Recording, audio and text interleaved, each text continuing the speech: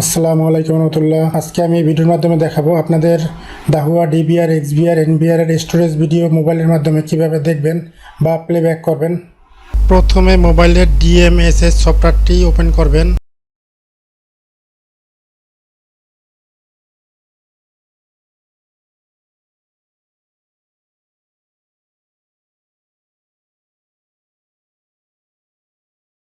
আমার এখানে অনেকগুলো ডিভাইস অ্যাড করা, আমি আমার অফিসের ডিভাইসটি ওপেন করব।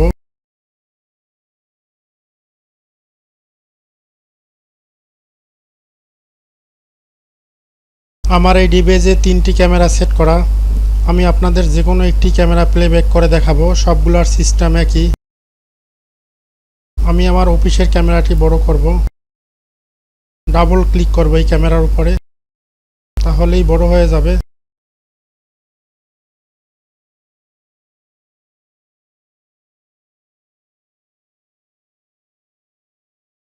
তারপরে বাম দিকে নিচে প্লেব্যাকের যে অপশনটি দেখতে পাচ্ছেন এটার উপরে ক্লিক করবেন।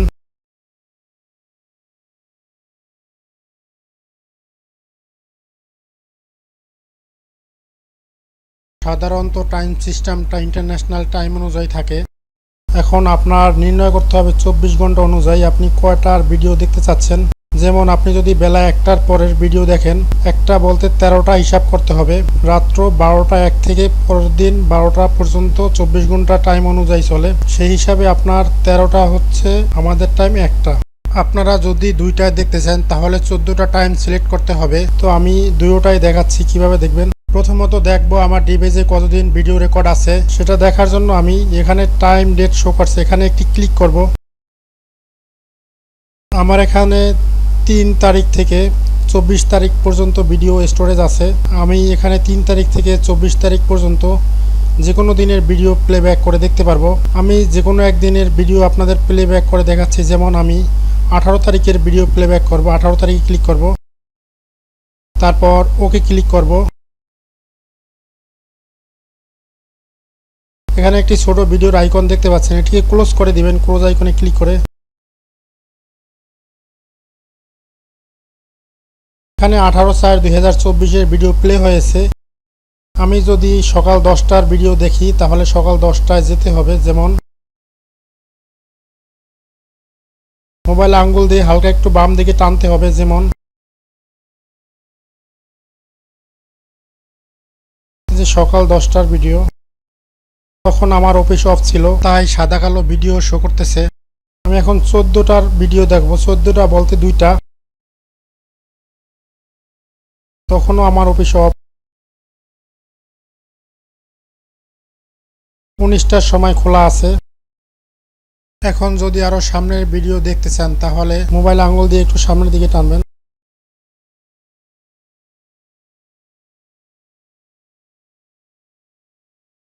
আমি 22টার সময়ের ভিডিও দেখব। 22টা ঠিক 22টার দিকে এনে ছেড়ে দিব।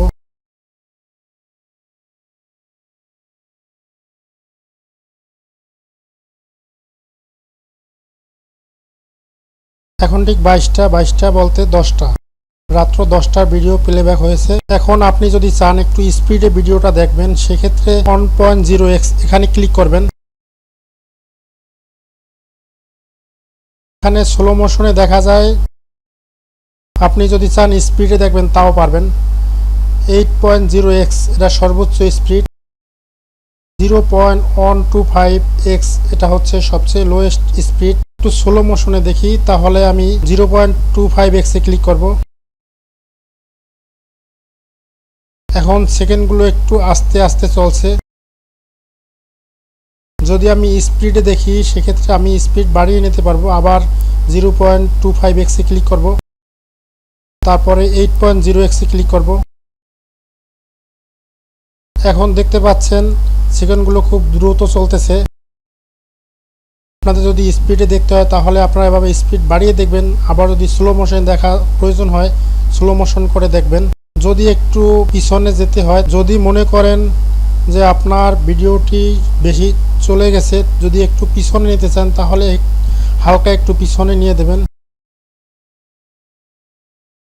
তাহলেই পিছনে আসবে।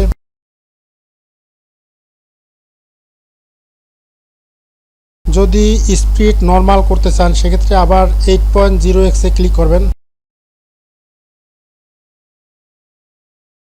তারপরে 1.0x এ ক্লিক করবেন। স্বাভাবিকভাবে যেভাবে চলার কথা ঠিক ওইভাবে এখন চলছে। এখন আপনি যদি মনে করেন না আমি অন্য একদিনের ভিডিও প্লেব্যাক করব, আপনি ঠিক এখানে আবার ক্লিক করবেন। অন্য যে তারিখের ভিডিও দেখতে চাচ্ছেন ওই তারিখে ক্লিক করবেন। আমি 5 তারিখের ভিডিও দেখব, তাই 5 তারিখে ক্লিক করব। ওকে ক্লিক করব। এখানে 5 তারিখের ভিডিও আসছে। 5 তারিখ কয়টার ভিডিও দেখতে যাচ্ছেন ঠিক ওই টাইমের উপরে ক্লিক করবেন, ওই টাইম চলবে। পরের ভিডিওতে দেখাবো আপনারা প্লেব্যাক থেকে কিছু অংশ ভিডিও কিভাবে মোবাইলে ব্যাকআপ করে নেবেন বা রেকর্ড করে নেবেন। আশা করি আপনারা বুঝতে পারছেন আপনাদের দাহুয়া ডিবিআর, এক্সবিআর, এনবিআর এর ভিডিও কিভাবে প্লেব্যাক করবেন।